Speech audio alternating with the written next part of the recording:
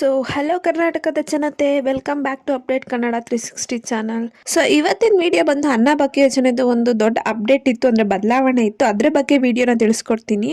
So ವಿಡಿಯೋನ start ಮಾಡೋಕ್ಕಿಂತ ಮುಂಚೆ ನೀವೇನಾದರೂ ನಮ್ಮ ಚಾನಲ್ಗೆ ಸಬ್ಸ್ಕ್ರೈಬ್ ಮಾಡ್ಕೊಂಡಿಲ್ಲ ಅಂದರೆ ದಯವಿಟ್ಟು ಮಾಡ್ಕೊಳ್ಳಿ ಅಂತ ಕೇಳ್ಕೊತೀನಿ. ಮತ್ತು ಆದಷ್ಟು ವಿಡಿಯೋನ ಶೇರ್ ಮಾಡಿ ಸೊ ದಟ್ ಅವ್ರಿಗೂ ಅಪ್ಡೇಟ್ ಗೊತ್ತಾಗುತ್ತೆ.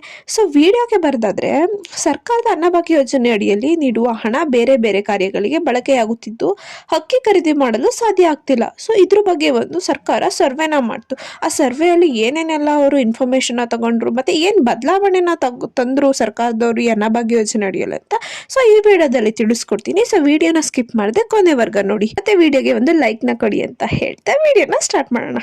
ಸೊ CM ಸಿದ್ದರಾಮಯ್ಯ ಅವರು ಹೇಳಿದ ಪ್ರಕಾರ ಅವರೇನಾದ್ರೂ ಸರ್ಕಾರಕ್ಕೆ ಬಂದರೆ ಉಪಯೋಗವಾಗುವ ಹಲವಾರು ಯೋಜನೆಗಳನ್ನ ಜಾರಿಗೆ ತರ್ತೀನಿ ಅಂತ ಹೇಳಿದ್ರು. ಸೊ ಅಂಥ ಯೋಜನೆಗಳಲ್ಲಿ ಅನ್ನಭಾಗ್ಯ ಯೋಜನೆ ಕೂಡ ಒಂದು.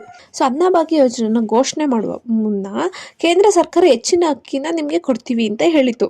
ಆದರೆ ಸರ್ಕಾರ ಅಷ್ಟು ಹೆಚ್ಚು ಅಕ್ಕಿನ ಕೊಡೋಕ್ಕಾಗಲ್ಲ ಅಂದ್ಬಿಟ್ಟು ಅಕ್ಕಿ ಬದಲು ಅಕ್ಕಿ ಹಣನ ಜಮಾ ಮಾಡ್ತೀನಿ ಅಂತ ಹೇಳಿದ್ರು. ಅದೇ ಪ್ರಕಾರ 5 kg ಅಕ್ಕಿ ಬದಲು ಹಣವನ್ನು ನೀಡ್ತೀವಿ ಅಂದ್ಬಿಟ್ಟು ತೀರ್ಮಾನ ಆಯಿತು.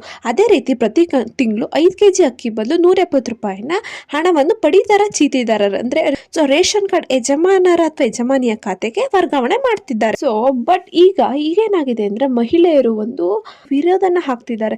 ನಮ್ಗೆ ಅಕ್ಕಿಯನ್ನೇ ಕೊಡಿ, ಅಕ್ಕಿ ಬದಲು ನಮ್ಗೆ ಹಣ ಬೇಡ, ನಮ್ಗೆ ಅಕ್ಕಿಯನ್ನೇ ನೀಡಿ ಅಂದ್ಬಿಟ್ಟು ಮಹಿಳೆಯರು ಸರ್ಕಾರಕ್ಕೆ ಕೇಳ್ಕೊತಿದ್ದಾರೆ. ನಮ್ಗೆ ಹಣ ಬೇಡ, ಅಕ್ಕಿ ಕೊಡಿ. ಸೊ ರಾಜ್ಯ ಸರ್ಕಾರವು ಅಕ್ಕಿ ಬದಲು ಹಣ ನೀಡಿರುವುದರಿಂದ ನಮ್ಗೆ ಯಾವುದೇ ರೀತಿ ಉಪಯೋಗ ಆಗ್ತಿಲ್ಲ.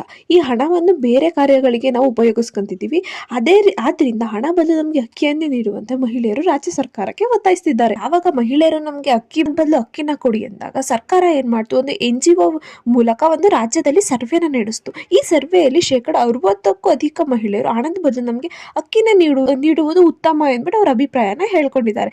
ಸೊ ಏನಕ್ಕೆ ಅಂದ್ರೆ ಇವಾಗ ಬರಗಾಲ ಬಂದಿರೋದ್ರಿಂದ ಕೂಡ ಅಕ್ಕಿ ಬೆಲೆ ಜಾಸ್ತಿ ಆಗಿದೆ. ಸೊ ನಮ್ಗೆ ನೀವು ಹಾಕ್ತಿರೋ ದುಡ್ಡು ನಮ್ಗೆ ಸಿಗ್ತಿಲ್ಲ. ಎಷ್ಟೊಂದು ಜನಕ್ಕೆ ಅನ್ನಭಾಗ್ಯ ಯೋಜನೆ ದುಡ್ಡು ಸಿಗ್ತಿಲ್ಲ, ಮತ್ತೆ ಪ್ರಯೋಜನನೂ ಕೂಡ ಆಗ್ತಾ ಇಲ್ಲ.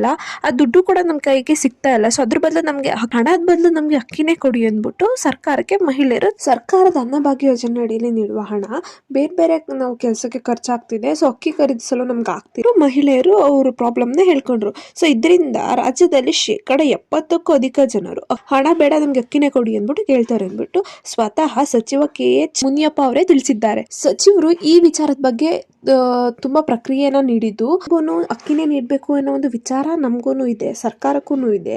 ಸೊ ಇದೇ ಕುರಿತು ನಾವು ಆಂಧ್ರ ಪ್ರದೇಶ, ತೆಲಂಗಾಣ ಸರ್ಕಾರದ ಜೊತೆ ಮಾತುಕತೆಯನ್ನು ನಡೆಸಿದ್ದೀವಿ. ಸೊ ಆದರೆ ದರ ಅಂದ್ರೆ ಬೆಲೆ ಹೊಂದಾಣಿಕೆ ಸೊ ಅದಕ್ಕೋಸ್ಕರ ಸೊ ಅಕ್ಕಿನ ಕೊಡಕ್ಕಾಗ್ತಿಲ್ಲ ನಿಮ್ಗೆ. ಸೊ ಆದಷ್ಟು ಕೊಡಲು ನಿಮ್ಗೆ ಎಲ್ಲರಿಗೂ ಪ್ರಯತ್ನ ಮಾಡ್ತೀವಿ ಅಂದ್ಬಿಟ್ಟು ಸಚಿವರು ತಿಳಿಸಿದ್ದಾರೆ. ಸೊ ಈ ಅನ್ನಭಾಗ್ಯ ಯೋಜನೆಯ ಒಂದು ಪುಟ್ಟ ಮಾಹಿತಿ ನಿಮ್ಗೆ ಇಷ್ಟ ಆಯ್ತು ಅನ್ಕೊಂತೀನಿ. ಇಷ್ಟ ಆದ್ರೆ ವಿಡಿಯೋಗೆ ಒಂದು ಲೈಕ್ ಕೊಡಿ, ಹಾಗೆ ಸಬ್ಸ್ಕ್ರೈಬ್ ಮಾಡ್ಕೊಳ್ಳಿ ಅಂತ ಹೇಳ್ತಾ, ಸೊ ಏನಾದ್ರೂ ನಿಮ್ಗೆ ಪ್ರಾಬ್ಲಮ್ ಇತ್ತಂದ್ರೆ ಕಮೆಂಟ್ನ ಹಾಕಿ. ಧನ್ಯವಾದ.